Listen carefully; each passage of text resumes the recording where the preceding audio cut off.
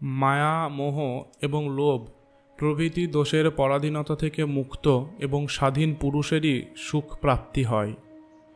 বিকার থেকে মুক্ত হতে পারলে তবেই পরমের সঙ্গে মিলন হয়, নিত্য সুখের প্রাপ্তি হয়। মনের প্রভাব থেকে মুক্ত স্বাধীন পুরুষেরই পরম পদের প্রাপ্তি হয়। মানুষ যখন নিজেকে অকর্তা এবং অভোক্তা মনে করে, অর্থাৎ না আমি কিছু কর্ম করি, না আমি কিছু ভোগ করি, এইরূপ মনোভাবের অধিকারী হন, তখনই তার মন থেকে সমস্ত বিকারের বিনাশ হয়। ধীর এবং বিকারহীন পুরুষ স্বাভাবিক রূপে উচ্ছৃঙ্খল হলেও শোভা পায়, কিন্তু যার মন অনেক রকম ইচ্ছা দ্বারা পূর্ণ, সে নিজেকে শান্ত দেখালেও শোভা পায় না।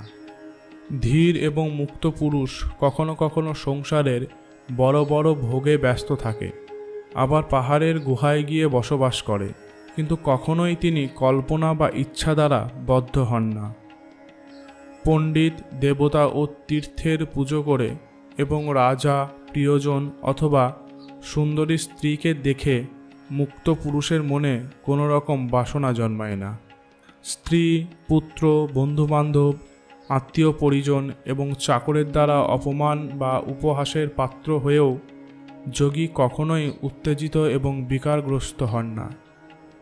লৌকিক দৃষ্টিতে যোগীকে সন্তুষ্ট মনে হলেও তিনি প্রকৃতপক্ষে সন্তুষ্ট হন না, আবার তাকে দেখে দুঃখী মনে হলেও তিনি বস্তুত দুঃখী হন না।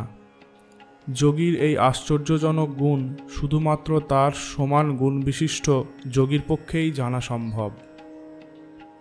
কর্তব্যই সংসার, কিন্তু শূন্যাকার, নিরাকার এবং বিকাররহিত জ্ঞানীর কাছে কোনো কর্তব্যেরই অস্তিত্ব নেই, অতএব তার কাছে কোনো সংসারেরও অস্তিত্ব নেই। অজ্ঞানী কর্ম না করলেও কর্মে লিপ্ত থাকেন, যেহেতু তিনি মনে মনে সংকল্প বিকল্প করেন। অন্যদিকে জ্ঞানী পুরুষ কর্ম করলেও তিনি কর্মে লিপ্ত হন না, কারণ তিনি মনে মনে কোনো প্রকার সংকল্প বিকল্প করেন না। মুক্ত পুরুষ সুখপূর্বক খান, সুখপূর্বক কথা বলেন, সুখপূর্বক বসেন, সুখপূর্বক ঘুমান এবং সুখপূর্বক মৃত্যুবরণ করেন। যিনি সমুদ্রের মতো শান্ত এবং লৌকিক ব্যবহার করার সময় সাধারণ মানুষের মতো দুঃখ পান না, সেই জ্ঞানী পুরুষই সংসারে শোভিত হন।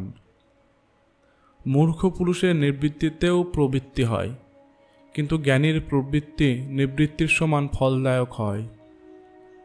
অজ্ঞানী পুরুষ মাঝে মাঝে সংসারের বিভিন্ন বস্তুর প্রতি বৈরাগ্য প্রকাশ করেন, কিন্তু জ্ঞানী পুরুষ নিজের দেহের প্রতি অনাসক্ত হয়ে যান, তাই তার সংসারে অন্য কিছু বস্তুর প্রতি বৈরাগ্যবান হওয়ার প্রয়োজনই হয় না।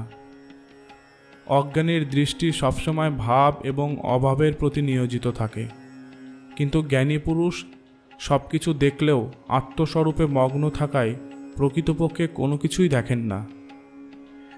যে মুনি বালকের মতো ব্যবহার করেন এবং কামনারহিত হয়ে সমস্ত কর্ম করেন, সেই শুদ্ধস্বরূপ যোগী কর্ম করেও কর্মে লিপ্ত হন না। সেই আত্মজ্ঞানী পুরুষ ধন্য, যিনি সব পরিস্থিতিতে সমান মনোভাব রাখেন। দেখা, শোনা, খাওয়া, শোয়া এবং উপভোগ করলেও তার মনে কামনার উদয় হয় না। মুক্ত পুরুষ সর্বদা আকাশের সমান নির্বিকল্প থাকেন। তার দৃষ্টিতে সংসারী বা কোথায়, মোহই বা কোথায়, অভ্যাসই বা কোথায়, সাধ্যই বা কি, আর সাধনই বা কোথায়। যে সন্ন্যাসী সদা নিজের আত্মস্বরূপে মগ্ন থাকেন, নিজের অখণ্ড স্বরূপে সমাধিস্থ থাকেন এবং যিনি পূর্ণ সানন্দরূপ, তিনি এই সংসারে বিজয়ী। অধিক বলে কি লাভ? আত্মজ্ঞানী পুরুষ ভোগ এবং মোক্ষ দুইয়ের প্রতি অনাসক্ত এবং সর্বদা রাগরহিত হয়ে সুখপূর্বক অবস্থান করেন।